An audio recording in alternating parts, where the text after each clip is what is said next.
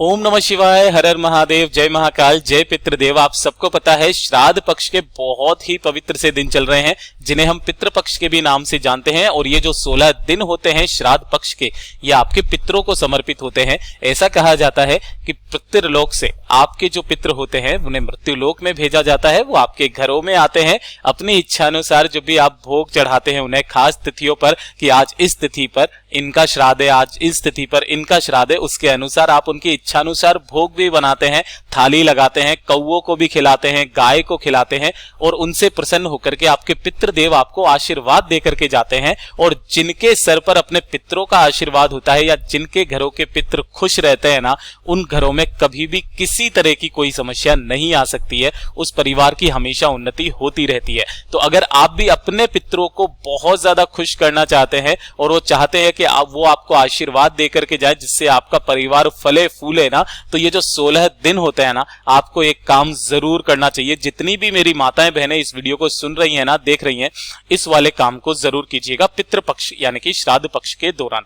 मात्र आपको पितृदीप का ये जो उपाय है ना, आपके घर के बाहर सभी को करना चाहिए। आपके पितृ इतने प्रसन्न होंगे कि वो आपको आशीर्वाद देकर के जाएंगे, कभी बद्दुआ नहीं देंगे, आपका परिवार फलेगा फूलेगा। ठीक है ना। पूज्य गुरु जी की कथा से सुनकर के और समझ करके पूरे उपाय को बड़े ही विस्तार से बताऊंगा, परंतु उससे पहले आप सबसे एक छोटी सी गुजारिश करूंगा कि जो लोग पहली बार आए हैं चैनल को जरूर सब्सक्राइब कीजिएगा और वीडियो को लाइक करके महादेव जी का कोई सा भी प्यारा नाम कमेंट बॉक्स में लिखना मत भूलिएगा। इस पूरे वीडियो के अंदर मैं आपको 3 महा उपाय ऐसे बताऊंगा जो ना सिर्फ आपके घर में आपके पितरों को प्रसन्न करेगा, आपकी सारी मनोकामनाओं की भी पूर्ति जरूर करेगा। ठीक है, तो एक एक करके ध्यान से सुनते चले जाइएगा, समझने की कोशिश कीजिएगा। सबसे पहले बात कर लेते हैं पहले वाले उपाय की तरफ। ठीक है, देखिए पहला वाला उपाय कौन सा है जिसे हमने पितृ दीप के नाम से बोला है कि पितृदीप आपको कैसे लगाना है। गुरुदेव ने कहा कि अगर आपके पितृपक्ष के 2-3 दिन निकल भी जाए ना, तो आपको परेशान नहीं होना है। आप जब से ये काम करना चाहो पितृपक्ष के दौरान, तब से आप ये वाला काम स्टार्ट कर देना। अपने घर के बाहर पितृदीप आपको जरूर लगाना है। देखिए इसके लिए आपको क्या क्या चाहिए, ध्यान से सुनिएगा। सबसे पहले चाहिएगा आपको एक पान का पत्ता, है ना। अगर आपको पान का पत्ता नहीं मिलता है तो पूज्य गुरुजी ने कहा कि आप केले का पत्ता भी ले सकते हो। ठीक है ना। और केले का भी पत्ता ना मिले ना, तो अंतिम जो आपके पास में है वो है पीपल का पत्ता। लेकिन आप प्रायोरिटी जो दोगे वो दोगे किसको, पान के पत्ते को। कोशिश करना कि ये मिल जाए, आपको इसी पे करना है। ठीक है।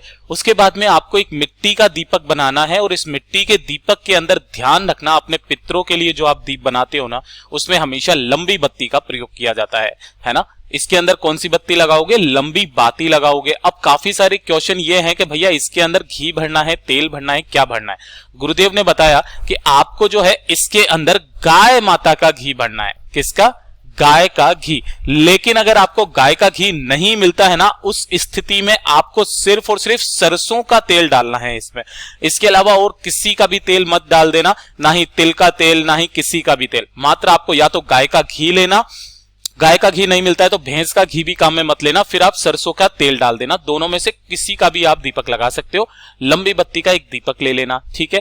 उसके बाद में चाहिए होगी आपको धूप बत्ती, कुछ इस तरीके से, गीली हो गीली ले लेना, सूखी हो सूखी ले लेना, कोई दिक्कत नहीं है। और भोग के लिए आपको चाहिए होगी थोड़ी सी शक्कर, है ना। शक्कर ले लेना, चीनी ले लेना, है ना। कुछ लोग इसे चीनी भी कहते हैं। और अगर ये ना मिले, आपने अपने घर में अगर गाय माता के दूध की, गाय का दूध की अगर कोई मिठाई वगैरह कुछ बनाई हुई है ना, तो उस मिठाई को आपको ले लेना है थोड़ा सा, बस भोग के लिए।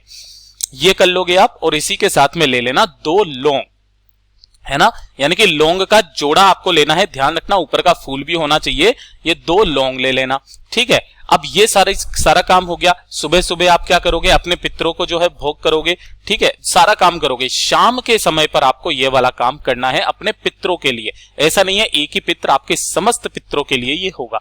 ठीक है। आपके घर के बाहर, अब बिल्कुल बाहर की मैं सड़क की बात नहीं कर रहा हूं, है ना। घर के बाहर जो ये वाला बरामदा वगैरह होता है ना, इस जगह पर, यहां पर मैं आपको बताऊं, इस जगह पर, है ना, इस जगह पर आप काम कर सकते हो। देखिए कैसे करना होगा, मैं आपको एक खाली स्लाइड पर बताता हूं। सबसे पहले आपको करना क्या है, जो भी प्लेस है ना उसे पानी से अच्छे तरीके से धो लेना, है ना। पानी से धो लेना। अब सबसे पहले धोने के बाद में आपको करना क्या है कि जो आपने पान का पत्ता लिया है या केले का पत्ता लिया है ना, उस केले के पत्ते को इस तरीके से धोई हुई जगह पर वहां पर रख देना। ठीक है, सबसे पहले आपको क्या करना है, दीपक लगाना है। अब जो दीपक को आपको प्रज्वलित करना है ना, जिसके अंदर आपने बत्ती लगाई है, ध्यान रखना इस वाली बत्ती का मुख जो रहना चाहिए वो रहना चाहिए दक्षिण दिशा की तरफ। दक्षिण दिशा आपके पितरों की होती है, तो दक्षिण दिशा की तरफ इस बत्ती का मुंह कर देना। ये कर दिया। उसके पश्चात आपको बगल में ही क्या कर देना होगा, जो भी धूप बत्ती आपने ली है ना, उस धूप बत्ती को यहां पर लगा देना। ठीक है, और भोग के रूप में आपको थोड़ा सा जो भी आपने गाय माता के दूध का जो भी मिठाई वगैरह बनाई है उसे रख देना। नहीं है तो आप शक्कर रख देना, बूरा रख देना, कुछ भी मिठाई के रूप में इसी पत्ते के ऊपर रख देना। ठीक है, 2 मिनट यहां पर बैठना, अपने समस्त पितरों का स्मरण करना। नाम नहीं ले सकते हो तो आप सिर्फ इतना सा बोल देना, मेरे समस्त पितृगणों, इतना सा बोल देना, उसमें आपके सभी समस्त पितृगण आ जाते हैं। और उसके बाद थोड़ा सा एक लोटे में जल लेना और उस जल से आपको यहां पर चारों तरफ इधर उधर छिड़क देना है। हर शाम को ये वाला उपाय करना स्टार्ट कर दीजिए।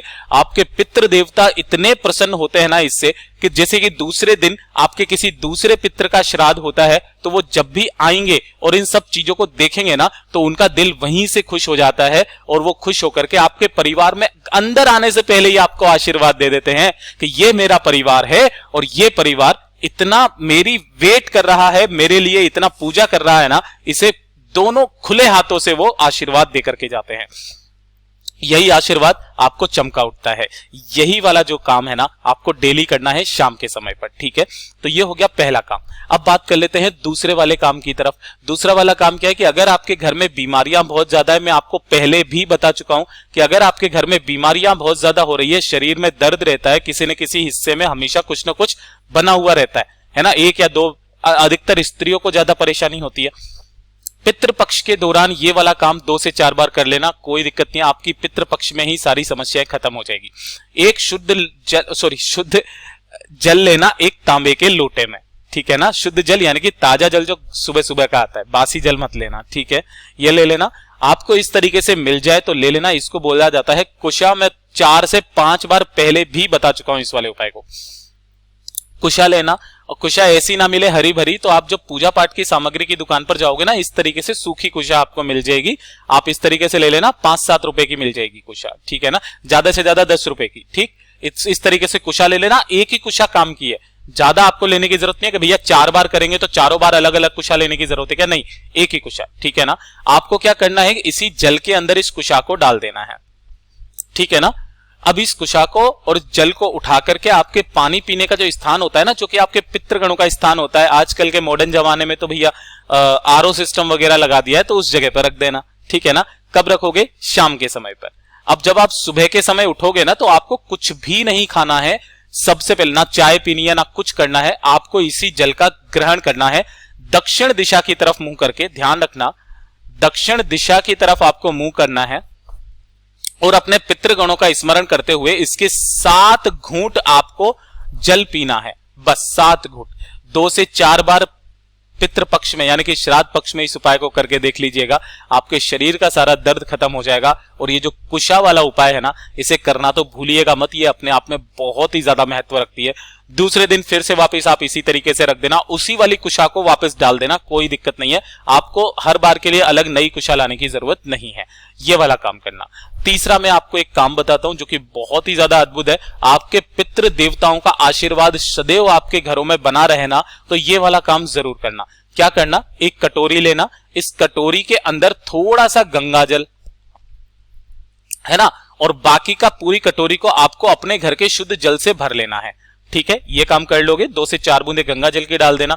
इसी के अंदर डालनी होगी आपको जौ, है ना। अब ध्यान देना, ये जो जौ का जो उपाय होता है ना, पितृगणों के लिए जब भी किया जाता है, ये घर में संपदा को बढ़ाने के लिए होता है। किसके लिए, संपदा को बढ़ाने के लिए, ताकि आपका जो परिवार है वो बढ़ता रहे हमेशा, है ना, जो कुल है वो बढ़ता रहे। परिवार को इतना भयंकर आशीर्वाद देकर के जाते हैं पितृदेव। आपको यही वाली जो जौ है ना, इस जौ के थोड़े से दाने इसी कटोरी के अंदर डाल देना है और पितृगणों के स्थान पर, पानी पीने वाले स्थान पर इस कटोरी को ढांक करके रख देना है शाम के समय पर। ठीक है, रख दोगे। रख देने के पश्चात जब आप उठोगे ना सुबह के समय, तो सबसे पहले तो आप जो घर के बाहर जल वल छिड़कते हो, तो घर के बाहर जो जल छिड़कने वाला काम है वो मैं आपको पहले भी बता चुका हूं। ये वाला जो जल है ना, जो वाला जल, यह आपको अपने घर में चारों तरफ छिड़कना है, उठते ही छिड़कना है। ये चीज ध्यान रखना, उठते ही छिड़कना है चारों तरफ, शौचालय और बाथरूम को छोड़ करके चारों तरफ आपको छिड़क देना है। यकीन मानिए आपके पितृ इससे इतना प्रसन्न होते हैं, आपके परिवार में हमेशा संपदा बढ़ती हुई रहती है, कभी भी उस परिवार की संपदा खत्म नहीं होती है।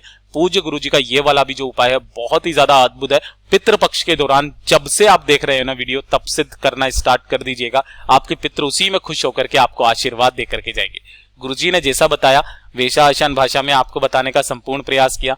वीडियो अगर पसंद आया हो तो लाइक जरूर करना, साथ ही साथ चैनल को सब्सक्राइब जरूर कीजिएगा। मैं मिलता हूं आपसे अगले वीडियो में, तब तक के लिए ओम नमः शिवाय, जय महाकाल।